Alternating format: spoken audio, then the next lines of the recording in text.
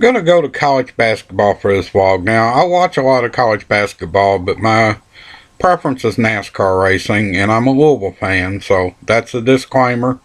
Another disclaimer, this is strictly my opinion. But living in Indiana, I was flipping back and forth during breaks or commercial breaks or cautions in the nationwide race to the Indiana-Wisconsin game.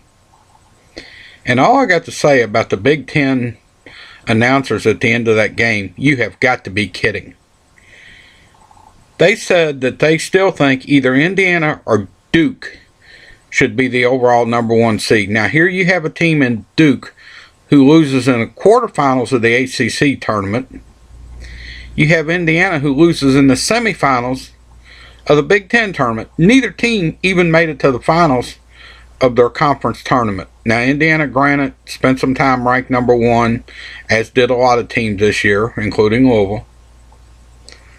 But how can they completely ignored the Big East? Now I'm making this near 6 o'clock on Saturday night. The Big East tournament comes up in about tournament final comes up in about 2 hours between Louisville and Syracuse. Should Louisville win the Big East tournament, how could they not be seated higher than both Indiana and Duke? I don't understand it. These announcers have completely ignored the Big East. Just no way. They should be seated higher than either one of them anyway, due to the fact that, granted, Louisville did lose to Duke early in the year, but you got to remember, that's when Gorky Jang was out.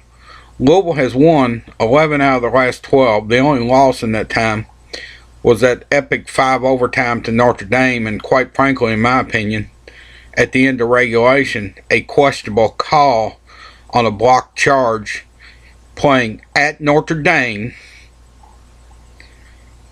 The man landed, that's one they should use instant replay on. The player landed in the semicircle where it can't be a charge. But I don't believe he was in the semicircle when he was hit, and it looked to me like the Louisville player was set.